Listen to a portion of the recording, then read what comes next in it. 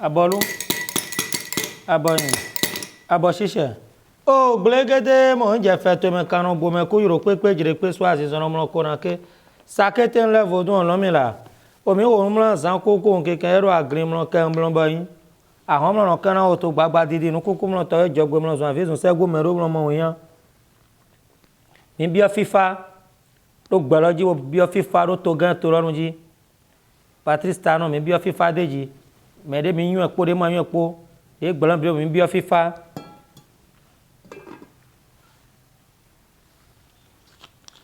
aussi j'ai combien d'autres mains j'ai combien d'autres mains bien donnant de ma voix à la fia ayo et mes gongon ouais mes bien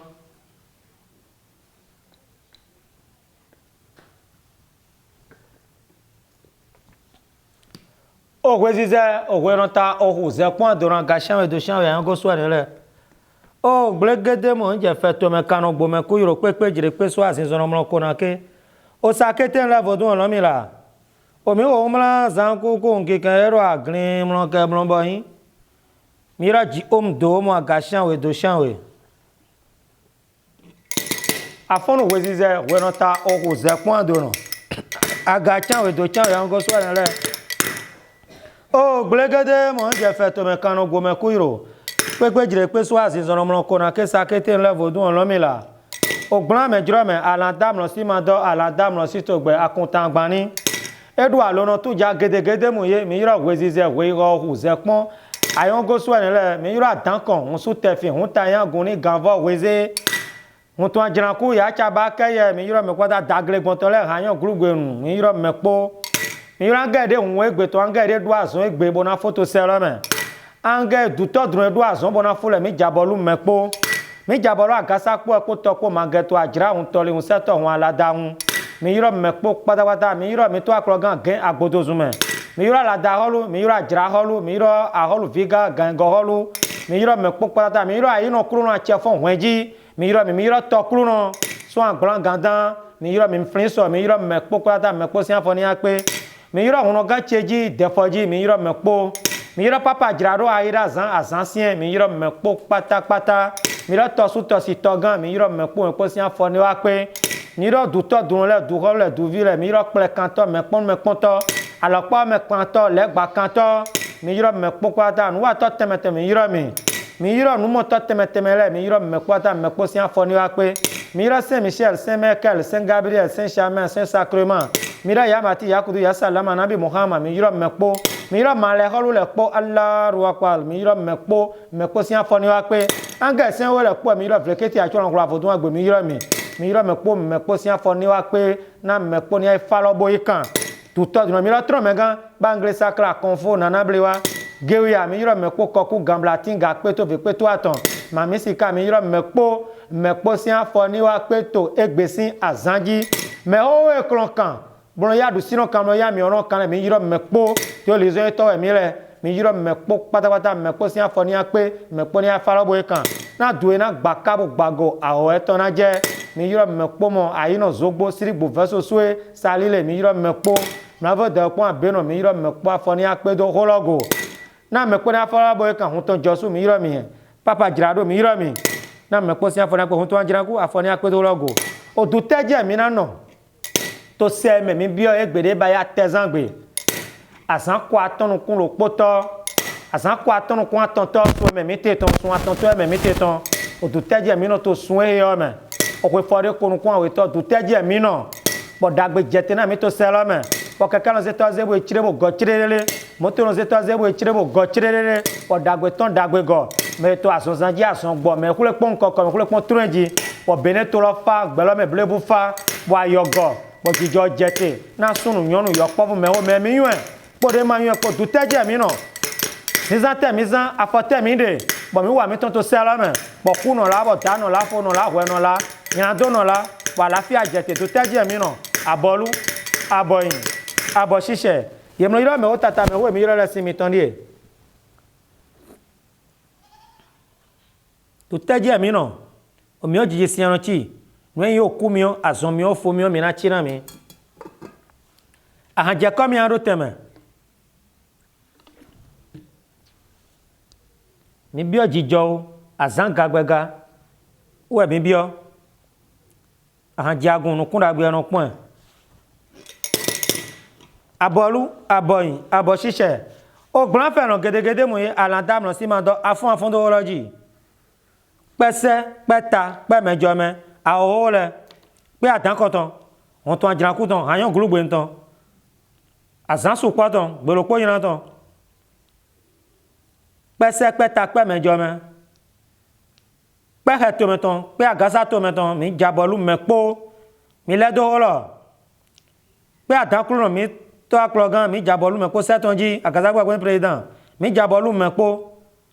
kikatɔwo tɔ lɛ mi yɔrɔ mi lɛ do wɔlɔ bo kpɔn nukɔn bo kpɔn godo bo kpɔn aɖusi bo kpɔn amiɔ bo agɔ lɛ de to tɛdzi mi nɔ to sɛyɛ mɛ to tɛdzi mi nɔ. Tu tɛdzi mi nɔ to sɛ mɛ de ba sɔn atɔntɔ o ko fɔ de ko nukun awɛ tɔtɔn azã ko atɔ nukun atɔntɔ sɔn mɛ mi te tɔn tu tɛdzi mi nɔ ago bɔle to fɛ ago bɔle to fɛ bɔfɛ to yɔn afɔnu wezizɛ wɛrɛta ohu zɛkpɔn agatsɛ do tsɛ bo dzo ta na bo dzo afɔ na bo kalɛ do wɔlɔ kakaka bo tɔn afɔ dzi gblɔ mɛ dzrɔ mɛ. Abɔlu abɔyin abɔ sisɛ mi dza abɔlu mɛ xoxo le mɔ yasɛ dze fa kɔn bo yi kan ago kpɛsɛ kpɛta kpɛmɛdzɔmɛ ago bɔle to fɛ gedegede mu ye agba nɔ fɔ na sɔn zumɛ kisɛ kpo vɛ mlɔ kpo wɔni wɔ adam mlɔ gbɔgblɔ avɔ do ama dzɔ nɔ mɛ gɛgɛ yatɔ avɔ nu blo yaro enɔ golokpo yi wa ne gi awɛ nɔ bɔle to fɛ yamɛ kaniɛ tsɛwlɛ. Mi mɔ ŋlɛ si yɛku mlɔdzo yɛku do ŋlɛ si yɛku mlɔdzo yɛku do ŋlɛ si yɛku na ya afɔn do tsɔ mi ene gbada do tsɔ mi ene weme do tsɔ mi ena tsɔ zã bɔ na tsɔ kle na mi ka wa to tɔgbo le si kɔ mɛ angɛ de mi yɔrɔ le kpo si kɔ bɔ amɔ ŋlɛ si yɛku to sɛhe mɛ o fa ɖiɖɔ na mi ɖɔ to ŋlɛ si yɛku mɛ. Àwọn ọ̀rẹ́ sin àdáná yẹ kú ẹrù àdánsìn náà mẹ́ tọ́gbúrẹ́ náà gbà wọ́n ẹ̀ tán òfò àdìrọ̀ náà mi tó òun lẹ́sìn yẹ kú mẹ́ rọ̀ mi náà pọ́n òzàndó zọ̀n tó sẹ́ẹ̀hẹ́ yọ mẹ́ mi náà pọ́n òzàndó zọ̀n tó sẹ́ẹ̀hẹ́ yọ mẹ́ pàtàkì họ́ntàn yìí rọ̀ mi tó zàn mẹ́ họ́ntàn dé máa jókòó bọ́nà dó hó mẹ́ dó wà ń dó mẹ́ dó dó ná mẹ́. Hɔntɔn de na degbedo wɔ na dɔ ye degbedo mɔ agbe aso ahɔ nyina kan mɛ hɔntɔn de na nugbigble bɔ ye na gbɛ nɛ bɔ ye na zedo xɔ mɛ mɔ azɔ do aɖo nna mɛ hɔntɔn ye na to nugbigble wa bɔ ye na gbɛ nɛ bɔ ye na mɔlɔ mɛ ye na dɔ na mi ma ti bɔ ye ka dɔ ne bɔ do huwɛ hɔntɔn mɔ nkɔtɔn na dzo do mɔ adi do wɛ hã wɛ to zã mɛ ɖekpɛ fiti akate wa mi ya hã lo kplokpo fiti ate di wa kpla mi sɔ efi to zã mɛ o fa gbɛ gbidigbidi o fa la nu mi di to kle. Bɔn mma mɔ ete mi kana di to zã mɛ na ne zã ku mi lo kploko di gɔbiɔ koe tɔngbe bolita yi do koe tɔngbe ne ŋun sɔ kɛ bɛrɛ sɔ fɔn do o koe tɔn lɛ dzi amewo wa di ne kle ma bɔ wa tɔn to zã mɛ nu yɛ tɔn to zã mɛ ewu gã nu yɛ tɔn to kle wa zɔ mi lo kploko di gɔbiɔ de koe tɔngbe to zã mɛ bona kpɔn ahã do nu bona kpɔn si do nu bona kpɔn nu do ɖu ŋutɔ mi na ɖu nu do kpɔ bona nu ahã do kpɔ. Bona nu si do kpɔ mi ka ɖu ŋlɔ si o klɔ yɔ ɖu ŋlɔ si o klɔ yɛkpɔ mɛ kpɔtɔ ŋlɔ la ɖu wɔ ɖu ŋdido lɔ si klɔ o wɛ no yɔrɔ lɔ poison la ŋdido de na to mɛ lɔ go bɔn e gã lɔ gali wɛ su e gã fɛn yɛ su e gã ɖuɖu de wɛ su bɔn gã mɛ ya wɛ ɖu ŋlɔ te o wɛ ŋdido lɔ na fún ahwan yɛ ne tɛ do fi ya ɖu ŋte go ati ŋdido lɔ ko na mɛ na wɛ wo o wɛ zɔn mi ni mɔ hã fifa bɔn go anu si to xɔ mi tɔ mɛ mi ni mɔ na si sɔ. O gua fan gali to xɔ mi tɔ mɛ adomado kliya to wole si ye ku me o fa ka ri ye ni pe ku yo povu mla le go yo povu de mi mo lo ye to mla kabi nu ku ye to na to sinsin mla bo na nu ba mla mi ni pe ku ye go bo pe ku abiku go na e to duro me wo so kana ya fo no chomi ene hwe me ro chomi e ro hon to bulu hon to si o hwe we pe nugbo dido si kendi to mena blai amo mi kala do nugbo e jurangere nugbo do mi to si ke mana bla mi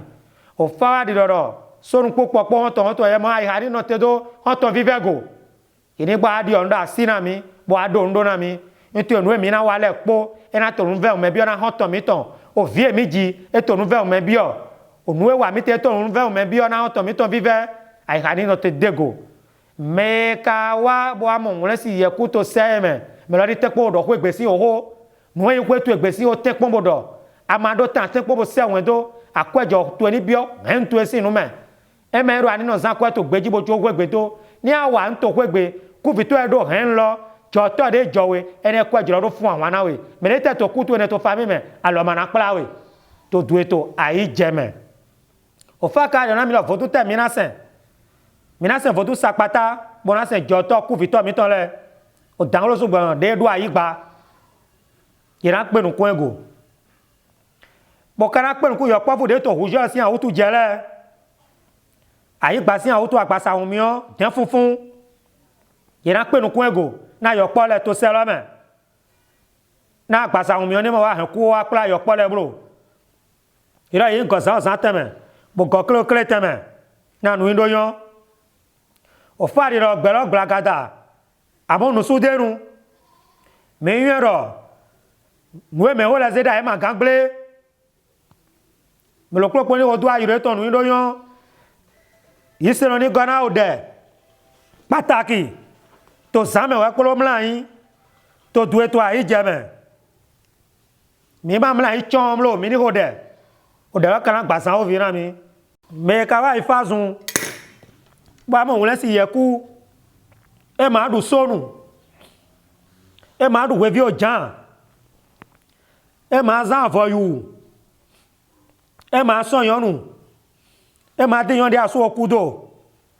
ko wa to me ma no da sin volume e na pon zan do zon to do e ma du kokuro asu to sa pata mo lu kokuro asu to do e ne me ra isu lo e na mo e de me meno e kawazo mi wato me vive mi ton ono gan jina ku suin de a ono defoji meto wi son ku ton gbe dagre ayi no commerce vijiji mezo mi ato gbe ton se mo ri tv si anson we lo wa zo mi ato gbe chese ta phone we no ku emi mo mi le o to esi se mi le o to lo mana ku pa no ku lo mana ton apode mi no decoration do no bayi blon ho mo apolo mana jevo asun wo lo kan no jijo to gan tro na no jijo me mi yun epo de ma yun epo dagbe na jete me kata utu je to sara mele me ta so sanjira yin pe no ko amasin go na e ne mele fon bo ku dro de pepe to sara me me la di fondeji ne mele so ku bo so do na me la ni bo fondeji mi yan bolu aboyin abo sise yo kana welo o e na je duro be mi se ya yo kana welo o e na je duro be mi se ya boko a ono ma ja vo bi o me degbe yo kana welo o e na je duro be mi se ya abolu aboyin abo sise ne ori wa pacha do mbo mi na do mo je me ko kan bi oton mi yura lo kan 97 59 40 18 mi na mi mo je me dem na ibo wa e izan re